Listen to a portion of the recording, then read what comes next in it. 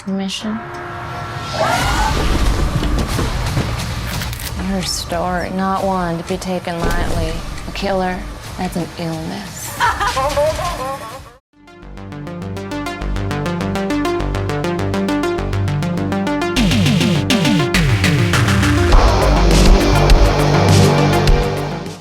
Coca Sing Arora brings us The Deserving. Sing Arora is actually the writer, the director, and has a small role in the movie. Now this focuses on this guy who is a mute. He cannot speak, and he is also a serial killer, but he has deep regrets about what he's doing. He works as a photographer, and his MO for killing people is he lures women to his house with the promise of taking photographs and things like that, and ultimately kills them. But the longer he's been doing this, the more guilt he is feeling and regret, and he decides that he's had enough and is going to commit suicide. So he's all prepared to hang himself, and mid-attempt through doing this, there's a knock on the door, and it's a woman who actually is a walking appointment and who wants her photo taken. So ultimately his suicide attempt is disturbed, and he ends up kind of inviting this woman in. But that is only where the start of his problems lie, where he ends up in a hellish nightmare story. Where will it conclude? You'll have to watch the movie and find out. So let's discuss. What do I think works in this movie's favour? So this is a low budget movie. You can kind of tell the budget is relatively low here through some of the kind of the production value. But I will say I think this movie has some ambitions in regards to its characters and its story. So the idea here of having a character that is mute, I think is a very kind of bold move for a movie to have its principal character not say a single word in the entire movie. And then secondly, the idea here of having a somewhat kind of complex story, which is a little bit of a mystery in regards to what's actually going on. You know, our primary protagonist is a serial killer, but it manages to kind of, you know, give you some reasons to feel sympathy for him. We learn, you know, he's a victim of a, you know, circumstance himself. We learn that he doesn't really feel good about what he's doing, and has this regret, hence the kind of the suicide attempt. So he is a more layered character, and this movie, when the story kind of gets going without really spoiling anything for you, is a very much a mystery at what is going on. He's tormented by seemingly kind of ghosts of his victims that have come to hassle him and torment him, along with other kind of phenomena that is kind of going on. And hence the title, is he deserving of this? So I've got to say, I think the plot and the characters are very ambitious in regards to a very kind of, you know, low budget movie which doesn't have a huge amount of resources to pull from. So yeah, hats off to the ambition there. I would also say despite the low budget, this movie does have some pretty decent VFX. Now, this is not like a movie which is packed full of eye-popping VFX moments, but we do see these kind of ghostly creatures, and they look pretty disturbing. There's a few sequences here where I think there's some genuinely disturbing imagery on display. I think the way these characters are, or these figures are presented to us, they're very well designed to look ultra creepy. I think they're photographed not particularly well sometimes, but the actual design and the kind of the implementation of the makeup and the VFX, I think, are actually very, very impressive. Again, certainly in regards to the budget, and gives it somewhat of a unique flavour for, you know, a somewhat of a haunted house kind of style movie with quite striking kind of visuals for at times here. If you like a mystery, I think this movie does offer plenty of that. So let's talk about maybe what doesn't work. I think some of the things that this movie can be credited for are also to its detriment. So let me just kind of give you what I mean by that. The fact here is that we have this guy who is mute. Our main character is mute. Now, this means that he doesn't have any dialogue really, and as such, his character is harder to relate to because we're not having conversations with people. There's a couple of things where he's like texting or, you know, using sign language, but it's not as gripping as having a dialogue with another character.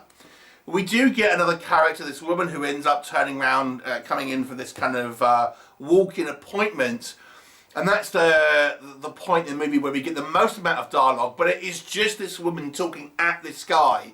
So we have the long sequences where we just have this woman prattling on to this guy, and it just feels like she's berating him with kind of like questions, and I'm thinking, man, you need a back and forth here, because it's just kind of like word salad being spewed up in this kind of guy's face, and it's like, ooh. So there is a problem, I would say, with the kind of the dynamic in regards to having this guy mute. I think causes some problems, I think, with the way that we as an audience will kind of attach ourselves to these characters. I think there are some problems with the setup here as well. The fact that this guy is a serial killer, I only knew because I read the description of this movie. We see him kill someone in the beginning of the film, but, you know, you wouldn't know that he was a serial killer unless you read the blurb. I mean, we kind of, towards the end of the movie, we kind of learn a little bit more about it, but initially, it just looks like he's killed some woman. We don't really know that he's a serial killer as such unless you have read the blurb. So I think the movie doesn't do a particularly kind of good job of establishing that. And even within that, even if you can accept this guy is a guy who kills women at his home, you're thinking, well, surely that's not a good MO for a serial killer, to have a business which is clearly being advertised somewhere with your address on it, where you are inviting people into your home who have a record of where they've gone. I'm thinking, that doesn't seem like a smart move for a kind of serial killer. It just seems like, surely you do this somewhere else. So again, the mechanics of the setup here, I don't think are particularly kind of believable or well thought out in some ways. So I kind of had some issues with that. As the film goes on, without kind of spoiling anything, there's a few issues here I have with the kind of the logic. There's a few scenes where you see security footage, as in, you know, there's various security cameras around, and we'll see a few scenes that are taken through that. It doesn't make sense really if you think about it, when you've watched the movie as a whole and you understand, you know, where this plot is going. And let me just tell you, I think where this plot is going is fairly obvious about 10 minutes into the movie. I'm not going to spoil it out for you. I'm not going to, going to give you a hint really, but suffice to say, I think it's very obvious about what this film is all about at a certain point in the film. Now, once we get into our story as a main, it's, again, partly because I feel like you're lacking in the connection to the characters because this guy is not speaking.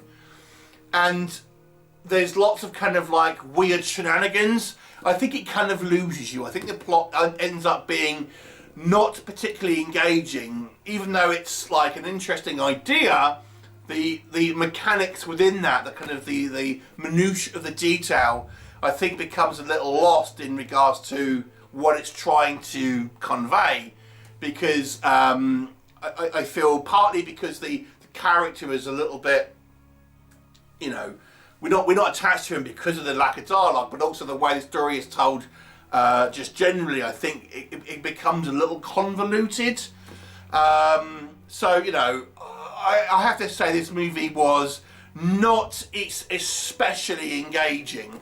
To be honest, I mean, I can kind of see the idea, and I think there was certainly an ambition, but I think you could have had elements of this story told in a more engaging fashion had sort of different choices sort of been made.